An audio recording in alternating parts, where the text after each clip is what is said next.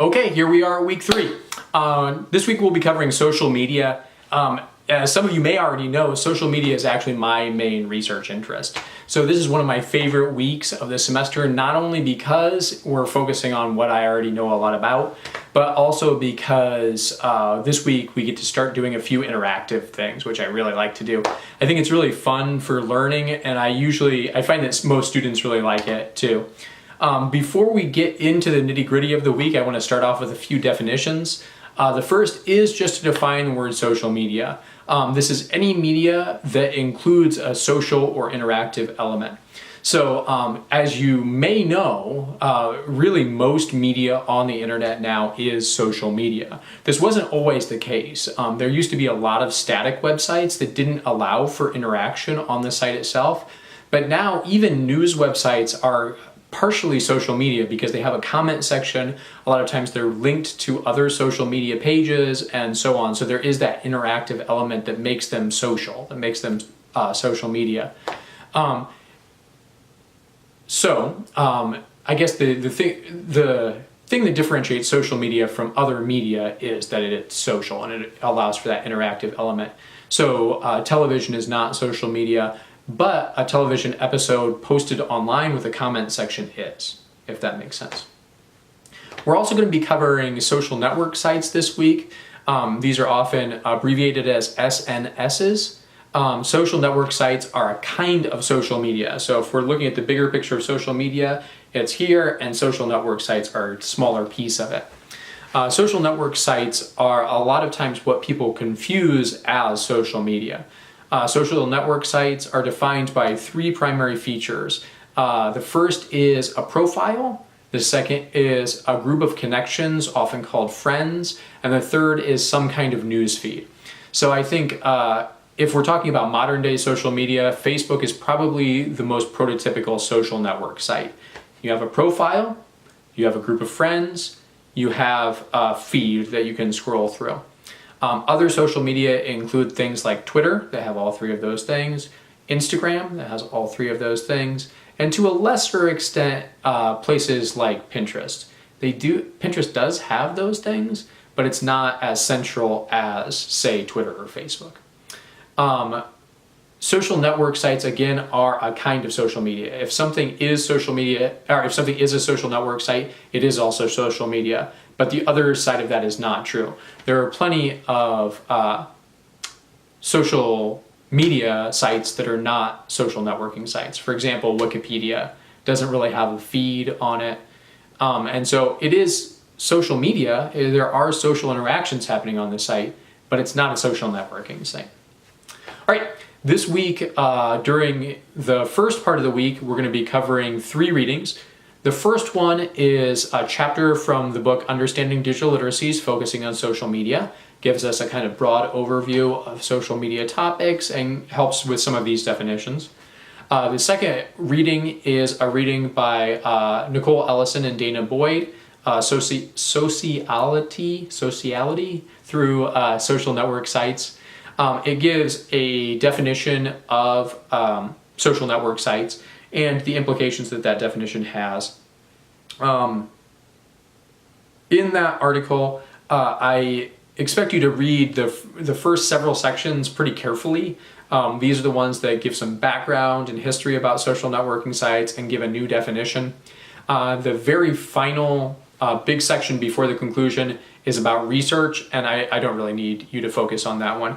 I suggest you skim through it just to get an understanding of what it is, but since we're not going to be doing research on social network sites exactly, you don't really need to cover it in detail. The third reading this week is written by me. It's an article that I published in the journal Computers and Composition last year on social media and learning transfer. Learning transfer, for those of you that aren't already aware, is the idea of using something that you learned in one context in another context. So my article is specifically about students using things that they learn on social media in university writing. Most of what I say in the article is focused on the first year writing experience in university, but I think that most of what I say in there will also be applicable to high school writing as well. So we can talk about the ways that that is and isn't applicable in the discussion.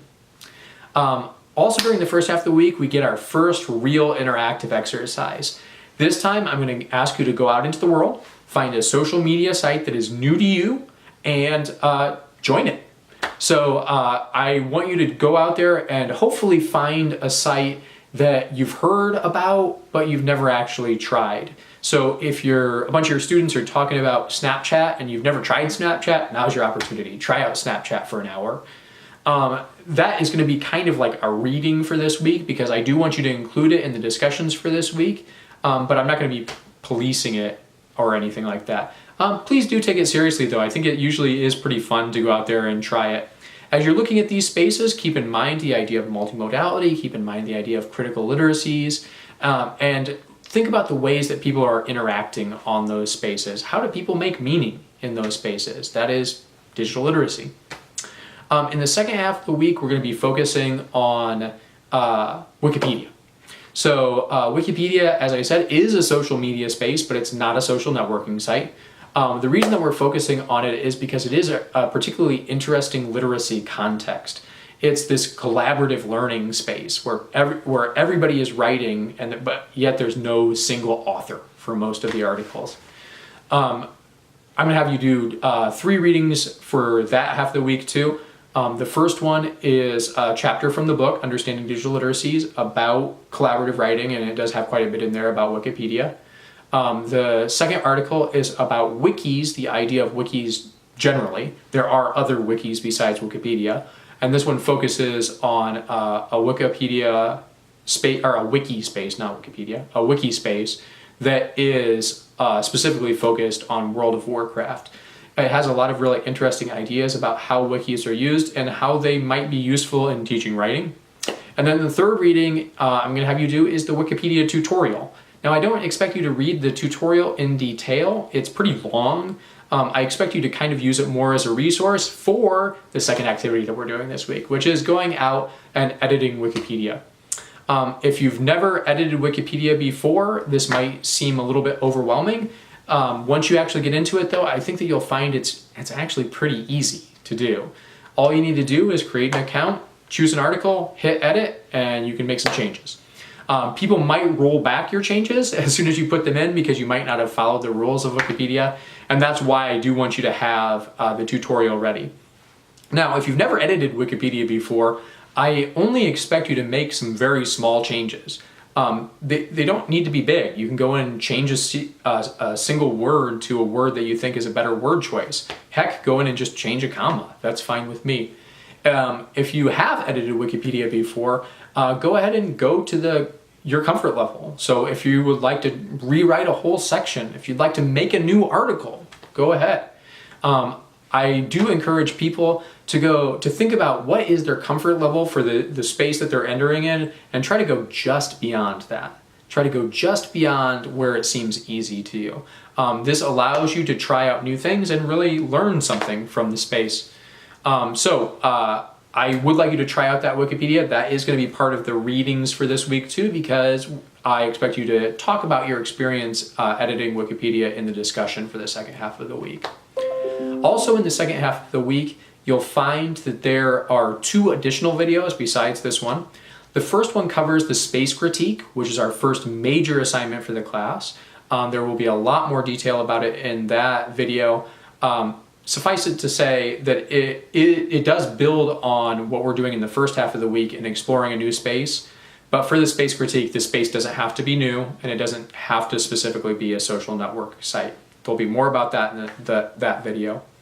There is also a video on Google Drive.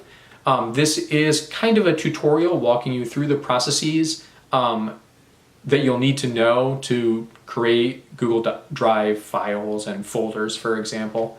I know that many of you are probably experts in Google Drive already, and that's fine. You can skip most of that video if that's the case for you. It's really mostly for those students that might be new to Google Drive and haven't used it extensively before. Even if you are an expert user, please do watch the introduction video of the video and the conclusion of the video. And I have a little like kind of table of contents under that video, so you can click and go directly to those parts of the video if you'd prefer. I also put that table of contents there so you can use this as a reference guide. So when you do make new Google Drive documents, that you can go back to this video and click on that place and rewatch it if you're having some trouble. All right, so those are the things we're covering this week. I'm really excited. I'm especially excited for you to get out there and try to do new things. I want you to try a new social media site. I want you to try to edit Wikipedia. It should be a lot of fun. All right, happy editing.